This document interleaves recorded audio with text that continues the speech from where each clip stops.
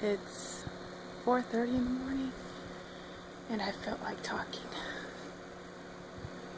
I felt like trying to understand why I haven't been pregnant yet. And it's hard because I don't know what's going on. I talked to the doctor after I was done making that last video, and he says, well, when I got the FSH testing done on day 3, he said that my progesterone levels were low. I'm like, well, they're going to be lower. Like, are they low? What is low? Why can't you give me a number? Life is based on numbers. Why can't you give me a number? They want to keep you in the dark, that's what it is. So he says your progesterone levels were low. I just can't understand what happened last cycle, guys. I really feel I was pregnant. I don't know. I do. The 8-DPO bleeding. I never bleed mid-cycle. I think that my body was trying to progress with the pregnancy and just wasn't able to because I didn't know what it needed, which could have been more progesterone. Because the doctor seems like he's clueless too. It seems like he doesn't know why either. Every time I talk to him, it seems like he puts me on pause to go look something up or something. Either that or he's incompetent.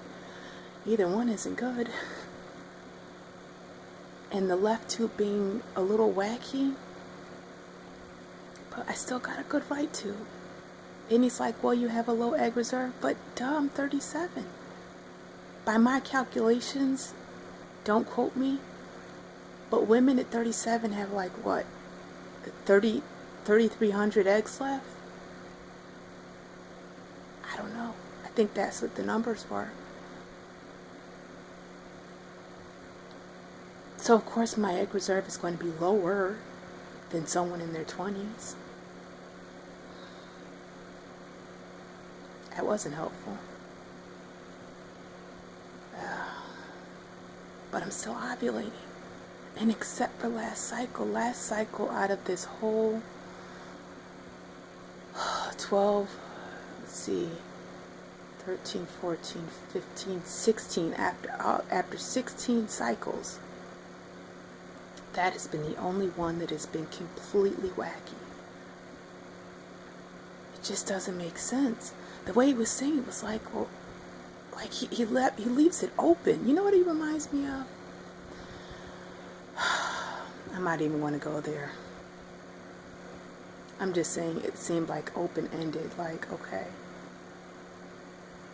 And follow that up with something. Anyways, I have to see him tomorrow at 10. So he can give me a full diagnosis on my HSG testing that he should have been there for when I took the test, because that's what I paid $150 for, was for him to be there, and he wasn't. I had another doctor who told me that she couldn't tell me what was going on because she wasn't my RE. Then why the hell am I paying you to be here then? But I don't regret the test. I'm glad I got the test done, because I haven't had any pain in my right side since I've had that testing. So I'm hoping that that testing flushed whatever blockage was out or whatever. And it hasn't been excruciating pain, but it's been, I know it's there, and it hasn't been there since. So this cycle I ovulated a day late. I ovulated on cycle day 14, but we had sex that Sunday, that Monday. No, we had sex on Saturday, Monday, Wednesday. I got the positive ovulation test. So Thursday or Friday I ovulated. And because the sperm is supposed to be up there, I'm hoping that we caught it. I'm hoping that my egg and his sperm met. And that now it's just my body progressing this. So I'm doing the progesterone cream, and I'm doing above the recommended dosage, and I don't give a damn. Because you can't, it's extremely hard to overdose on that. Not that I'm trying to overdose, but there's variations in it. I've talked to a few women that said they've done more. They say on the box it says, you know what it reminds me of? Okay, so on the box it says use twice a day. But it reminds me of packages of Kool-Aid where it says use 2 cups of sugar. And people are actually just using 2 cups of sugar for their Kool-Aid. And it's like, that's not good enough. My old man used to make Kool-Aid like that. Holy crap. I was like, it's gotta be a... How can I say this? It's gotta be a... the way you were raised thing. I don't know how... I don't want to offend anyone, but I was like, dude, you don't make Kool-Aid the right way. I can't really say, well, oh God. I want to be politically correct and not offend anybody, but honestly, I just think it was where he was raised. But then he grew up in the hood too, so I can't even really say that. Really weird. I don't know. I don't even know why that came up. It did though. I was like, dude, you can't use... But then my one girlfriend, she grew up in the suburbs and she used to use way too much Kool-Aid. So I don't know. I guess it did too much sugar. Oh God, I'm totally off subject. I don't know. I just started laughing with that. But that's what I feel. I feel that my progesterone levels are low, and that's what I'm changing, because that's what I have the power to change. You have to control the controllable, and that's what I can control, I guess. I have another baby shower to go to. I don't know if I'm going to make it. Oh, God. I don't know. I might just send a gift. I don't want people to think that I'm mad because I'm not pregnant yet, but I just think if I go, I'm just going to cry. And I don't want to. I don't want people feeling sorry for me. I don't want anyone's sympathy. I want empathy. I want you to have felt what I was going through.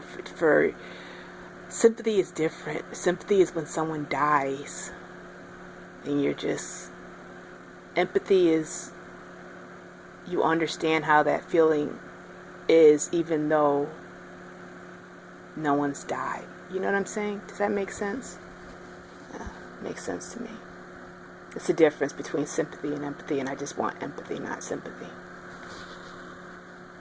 Anyways. So that was it, I guess. Trying to figure out why I'm not pregnant. Why it's so hard for me to do it again. My mom's like, well, if you get pregnant, what are you going to do? I'm going to document everything. I'm going to love that child the way I love my own kids. What do you say to that? What am I going to do? I didn't try as hard to get my first kids the way I'm trying to get this one, but I wouldn't do anything differently. My kids turned out great. We have great memories. We used to do a lot of stuff and I grew up in the inner city. I'm lucky enough to have moved my family out, but we lived up in the inner city. And it wasn't bad to where it was gunshots, but you could tell there were drug users. You could tell there were hookers. You could tell that there were... Some streets were safer than others. But it didn't matter to me. I'm a free spirit, and I made the best of our situation. And if I wanted to go picnicking down at the local playground where all the guys were basketballing and shooting craps, I took my kids. I put them in my little red wagon, and I put on some gloves, and I went there and I picked up all the undesirable stuff. I picked up condoms, I picked up needles, and when I laid my blanket down and had lemonade and pre-cut sandwiches and looked up at the sky, you couldn't tell me we weren't in a peaceful place. We were. And people respect that. You have to be yourself. As the kids got a little older, they thought it was a little bit more embarrassing for us to do, where you guys going 10 o'clock at night? Oh, mom's taking us fishing. Yeah, at 11 o'clock at night. Yeah, go fishing at 11 o'clock at night. Girlfriends were out at the club shaking their ass. We were at the pond trying to shake off mosquitoes. So when people say I need to be grateful for my own kids, it bothers the shit out of me, because it's like you have no idea how grateful I am. But I still want them again. I want to do it again. I have a lot of love left. My kids are getting older and they're getting ready to move off to college. Shit, I'm starting to cry. I'm just scared that I don't know what I'm going to do when they leave. I spent my whole life raising my kids, and I don't know what I'm going to do. And plus, I feel like I'm racing against Mother Nature. And I don't think it's selfish of me to want to do it again. Shit. I hadn't expected this video to take this turn, but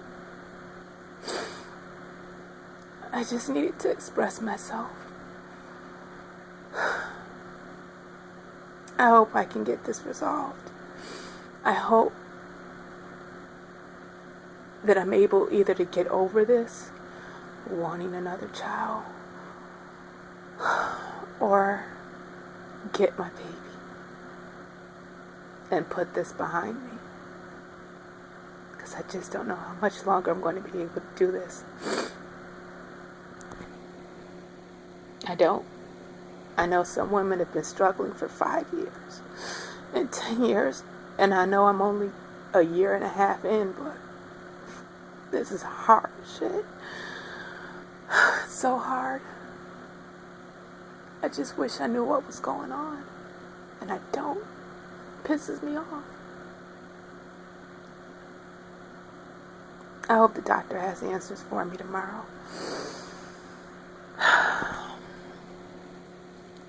Because I'm tired of trying to figure this shit out myself. And I know I have a partner, and he loves me and he supports me.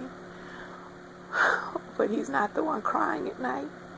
He's not the one double checking and triple checking and book after book, forum after forum. He's not the one hurting like I am. He's hurting because I'm hurting. But I'm really hurting. And my kids ask me every day, how are you feeling today? Like I'm some psycho. How are you feeling today, Mom? How are you feeling today? Sucks. I'm doing good. It'll happen. This trying to conceive has taken over my life, and it's, oh God. And I have a therapist. I think I'm going to call her up tomorrow, because I haven't seen her in 2 weeks. I think I'm going to need to talk. Well, I'm going to end this because I did not expect all this emotion to come out, but I guess it needed to, guys. And I want to thank all my new subscribers and people that have been watching. And if you're in the same boat in different sides, I just want to say to try to remain positive. That's all we can do is try to move forward. It ain't easy though. It's not easy, but I think we can do it. And I'm going to leave on a high note. We can do it. I hope we can. That's it. 4 o'clock in the morning.